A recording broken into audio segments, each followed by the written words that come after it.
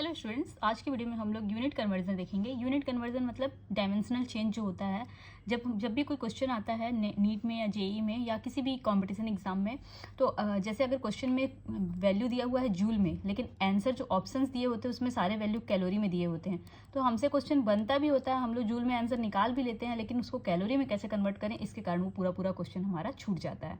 यही हम लोग इस वीडियो में सीखेंगे कि कोई से भी यूनिट को किसी दूसरे यूनिट में कैसे चेंज करते हैं, उसी को यूनिट कन्वर्जन कहते हैं। ठीक है, तो ये यूनिट कन्वर्जन का फर्स्ट पार्ट का वीडियो है, समझ लो। इसके बाद एक और सेकंड पार्ट भी आएगा, क्योंकि इसमें तो बहुत इजी मेथड हम लोग देखेंगे, थोड़ा और डिफिकल्ट अगर होता है कहीं पे तो कैसे होता है वो भी हम लोग दूसरे वीडियो में देखेंगे। तो ये यूनिट कन्वर्जन के फर्स्ट में सबसे पहले तो ट्रिक क्या है कि एक स्टार्टिंग यूनिट ले लो। जैसे सपोज क्वेश्चन में जूल दिया हुआ था तो जूल स्टार्टिंग यूनिट हो जाएगा, और एक एंडिंग यूनिट, जैसे आंसर अगर कैलोरी में निकालना है तो वो एंडिंग यूनिट हो जाएगा। स्टार्टिंग यूनिट को मैं गिवन यूनिट भी बोल सकती हूँ क्योंकि वो दिया हुआ है क्वेश्चन में, और एंडिंग यूनिट को मैं डिजायर्ड यूनिट भी बोल सकती हूँ क्योंकि उसी में हमको चाहिए आंसर, है ना।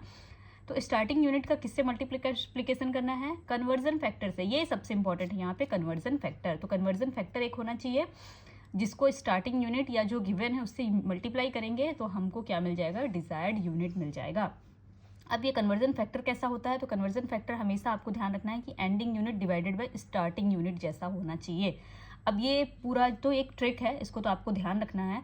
अब इसमें क्या क्या है, कैसे समझ आएगा, ये हम लोग देखते हैं। तो सबसे पहले स्टार्टिंग यूनिट तो आपको समझ आ गया, जो दिया हुआ है वो गिवन जो है वो गिवन यूनिट को ही स्टार्टिंग यूनिट बोलेंगे, और जिसमें हमको आंसर चाहिए उसको डिजायर्ड या एंडिंग यूनिट बोलेंगे। ठीक है, कन्वर्जन फैक्टर क्या है? तो conversion factor it is a fraction that is equal to 1, जो इक्वल टू 1 होता है। जैसे 12 मतलब 1 दर्जन, ठीक है। 12 फीट मतलब 12 इंच मतलब 1 फीट। तो ये कन्वर्जन फैक्टर हुआ। 12 और 1 का रिलेशन है। 12 और फीट और इंच में कैसा रिलेशन है? तो 1 inch is equal to 12 feet, sorry 1 feet is equal to 12 inch. तो ये रिलेशन है। तो ये जो रिलेशन होता है इसको कन्वर्जन फैक्टर हम लोग बोलते हैं। तो यहाँ पे मैंने एक सबसे इंपॉर्टेंट कन्वर्जन फैक्टर, जो सबसे ज़्यादा इंपॉर्टेंट क्वेश्चंस जिससे सबसे ज़्यादा पूछे जाते हैं, वो एनर्जी वाला, जूल और कैलोरी, इलेक्ट्रॉन वोल्ट, इनके बीच में, और एक प्रेशर वाला पूछा जाता है। एटीएम में दिया रहता है, कभी कभी पास्कल में दिया रहता है, कभी मिलीमीटर एचजी में दिया रहता है, कभी टॉर में दिया रहता है, कभी बार में दिया रहता है। तो इन पे हमेशा सबसे मोस्टली इन्हीं से रिलेटेड क्वेश्चंस अक्सर यूनिट कन्वर्जन के लिए आते हैं। तो मैं इन दोनों का इसमें एग्जांपल दे रही हूँ, पर और भी यूनिट कन्वर्जन के लिए यूनिट्स हैं, तो उनका एग्जांपल अगले नेक्स्ट वीडियो में हम लोग देखेंगे। यहाँ पे इन दोनों का एग्जाम्पल देखो। तो ये रिलेशन आपको याद करना पड़ेगा। प्रेशर का 1 एटमॉस्फेरिक प्रेशर मतलब होता है 101325 पास्कल। 1 एटमॉस्फेरिक प्रेशर मतलब होता है 760 मिलीमीटर एचजी। 1 एटमॉस्फेरिक प्रेशर मतलब होता है 760 टॉर। 1 एटमॉस्फेरिक प्रेशर मतलब होता है 1.01325 बार। तो एटीएम को बार में चेंज कैसे करना है, एटीएम को पास्कल में चेंज कैसे करना है, एटीएम को मिलीमीटर एचजी में चेंज कैसे करना है, एटीएम को टॉर में चेंज कैसे करना है, ये अगर आप लोग याद कर लिए ये रिलेशन, तो एटीएम का पास्कल से, एटीएम का मिलीमीटर एचजी से, एटीएम का टॉर से, और एटीएम का बार से, ये तो हो गया। साथ में पास्कल का मिलीमीटर एचजी से, पास्कल का टॉर से, और पास्कल का बार से भी हो गया। सेम इसका टॉर से और इसका बार से भी हो गया, फिर स्टॉर का बार से भी हो गया। तो सारे के सारे मतलब इतने में पूरा यूनिट कन्वर्जन खत्म हो जाएगा आपका प्रेशर का। ये 4-5 पॉइंट आपको याद रखना है बस, और इसको याद करना ही पड़ेगा। सेम एनर्जी के लिए जूल में और कैलोरी में और इलेक्ट्रॉन वोल्ट में मोस्टली पूछा जाता है। तो 1 joule is equal to 0.23 calorie, और 1 joule is equal to 6.24 10⁻18 electron volt. और भी रिलेशन आप याद कर सकते हो। 1 कैलोरी इज इक्वल टू, जैसे 1 calorie is equal to 4.18 joule. 1 calorie is equal to कितने इलेक्ट्रॉन वोल्ट होते हैं, आप वो भी याद कर सकते हो। लेकिन सबको याद करने की जरूरत नहीं है ना, एक रिलेशन याद करो, बाकी कन्वर्ट कर लो, कन्वर्जन सीख जाओ कैसे कन्वर्जन करते हैं। तो अब हम लोग चेक करते हैं कि कैसे क्वेश्चन सॉल्व होगा। How many joules are in 5 calorie. Question मेरा है कि मेरे पास 5 कैलोरी है। क्वेश्चन में दिया हुआ है 5 कैलोरी, और आंसर में दिया हुआ है जूल में। सारे आंसर जितने भी ऑप्शन है सब जूल में दिए हुए हैं। तो कैसे इसको निकालेंगे? तो आपको क्या करना है, starting unit into conversion factor into ending unit में जाना है। अब स्टार्टिंग यूनिट क्या होता है? जो गिवन है। तो गिवन क्या है? 5 कैलोरी। तो मैं यहाँ पे गिवन वाला लिखूंगी 5 कैलोरी इंटू कन्वर्जन फैक्टर क्या होता है? तो कन्वर्जन फैक्टर मतलब एंडिंग यूनिट। एंडिंग यूनिट आपको आंसर किस में चाहिए? जूल में। तो ऊपर में हम लोग जूल लिखेंगे, और नीचे में क्या लिखेंगे? Starting unit. स्टार्टिंग यूनिट किस में दिया है? कैलोरी में। तो कैलोरी, ऊपर में जूल, नीचे कैलोरी, इज इक्वल टू क्या है? एंडिंग यूनिट डिजायर्ड जो है। तो डिजायर्ड क्या है हमारा? Calorie, sorry joule. कितने जूल आएगा ये देखना है, सॉरी। हाँ, तो सबसे पहले गिवन क्या था? 5 कैलोरी। गिवन के बाद इनटू क्या होता है, गिवन यूनिट के बाद कन्वर्जन फैक्टर CF कर देती हूँ और is equal to ending unit ना। तो कन्वर्जन फैक्टर क्या होता है, ending unit divided by starting unit. तो एंडिंग यूनिट क्या है यहाँ पे, जूल से हमको एंड करना है, आंसर हमको किस में लाना है, जूल में, और स्टार्टिंग यूनिट क्या है, कैलोरी दिया हुआ है, तो जूल डिवाइडेड बाय कैलोरी हो जाएगा। Is equal to ending unit क्या है, जूल है, equal to ending unit joule में देना है, जूल में निकालना है।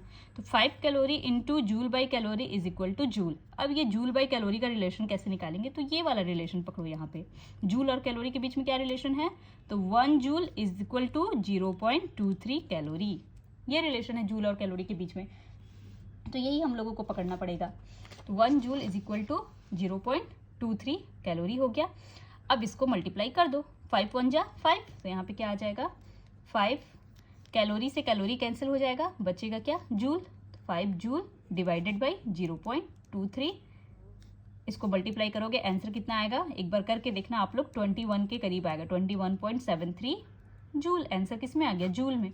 तो 5 कैलोरी इज इक्वल टू कितना हो गया, 21.7 कैलोरी, सॉरी जूल, ये हो जाएगा हमारा आंसर। ठीक, एक क्वेश्चन अगर आपको इसको नहीं समझ आया तो हम लोग सेकंड क्वेश्चन में चलते हैं, सेकंड क्वेश्चन से और अच्छे से समझ में आ जाएगा। देखो सेकंड क्वेश्चन क्या है, how many atmospheric pressure are in 1520 torr.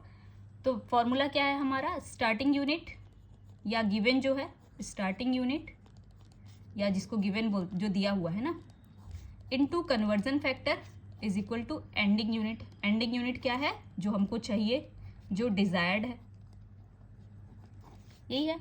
तो स्टार्टिंग यूनिट क्या दिया हुआ है, टॉर, टॉर यहाँ पे दिया हुआ है टॉर, ठीक है, इनटू कन्वर्जन फैक्टर में क्या हम लोग को लिखना होता है, देखो कन्वर्जन फैक्टर में हम लोग क्या लिखते हैं, ending unit divided by starting unit, मतलब डिजायर्ड वाला डिवाइडेड बाय गिवन वाला। तो डिजायर्ड वाला क्या है यहाँ पे, एंडिंग यूनिट, डिजायर्ड क्या है, एटमॉस्फेरिक प्रेशर, तो ऊपर एटमॉस्फेरिक प्रेशर आ जाएगा और नीचे क्या है, गिवन वाला टॉर, नीचे टॉर आ जाएगा, is equal to ending unit क्या होना है, एटमॉस्फेरिक प्रेशर। एटमॉस्फेरिक प्रेशर में आंसर निकालना है।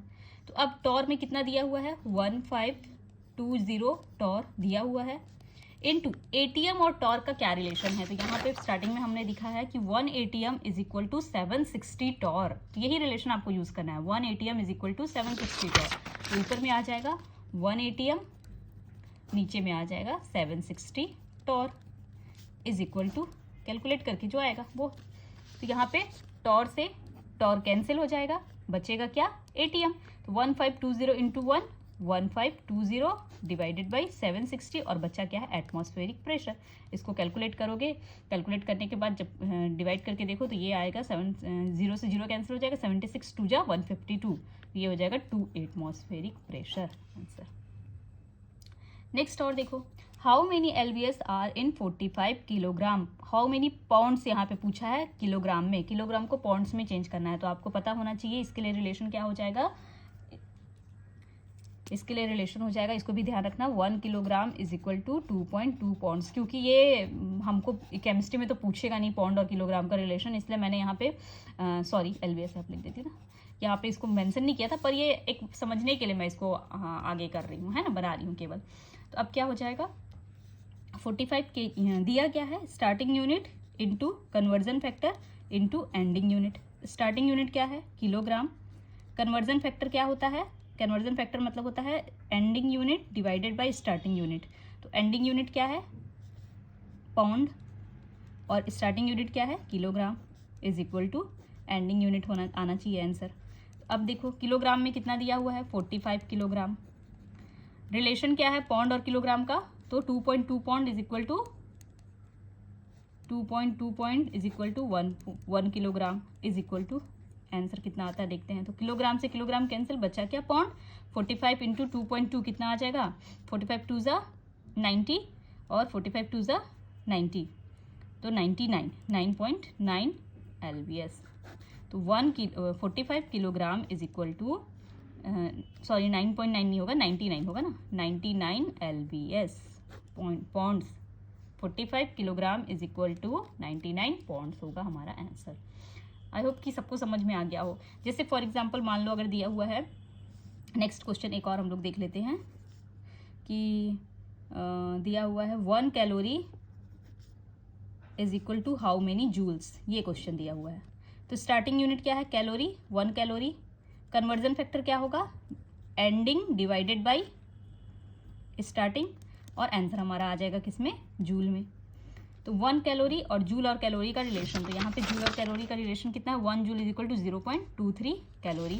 तो ऊपर में लिख देंगे 1 जूल 0.23 कैलोरी। कैलोरी से कैलोरी कैंसिल, अब इसको मल्टीप्लाई करो, 1 into 1 1 divided by 0.23 is equal to joule में यहाँ पे आना है, तो ये कितना हो जाएगा, ये पॉइंट ऊपर जाएगा तो 100 डिवाइडेड बाई 23। अब 23 को 100 से डिवाइड करोगे तो 23 4 जा 4.18 के लगभग आएगा। तो कितना आया, 1 calorie is equal to 4.18 joule. एक बार कैलकुलेट करके देख लेना।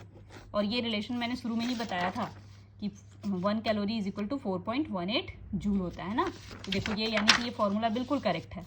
ये तो आपको बुक में भी लिखा हुआ कहीं पे भी मिल जाएगा।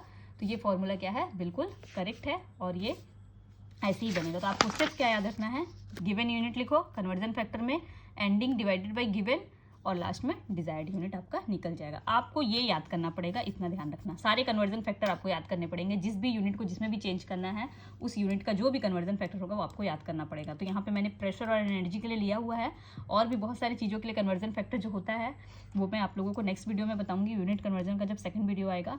अभी आप लोग मुझे कमेंट करके बताना कि आप लोग कौन सा यूनिट कन्वर्जन देखना चाहते हैं, या कोई किसी क्वेश्चन में आप लोग फंस रहे हो कि यहाँ जूल में क्वेश्चन दिया था, कैलोरी में निकालना था तो कैसे निकलेगा, या किसी भी इलेक्ट्रॉन वोल्ट में निकालना है तो कैसे निकलेगा।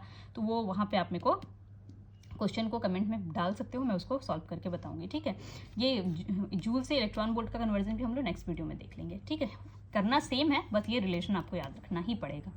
ओके, तो अगर वीडियो अच्छा लगा हो तो वीडियो को लाइक करो, चैनल को सब्सक्राइब करो और बेल आइकन को प्रेस कर दो ताकि आने वाली वीडियो का नोटिफिकेशन आप लोगों को जल्दी से जल्दी मिल जाए। Thank you so much for watching.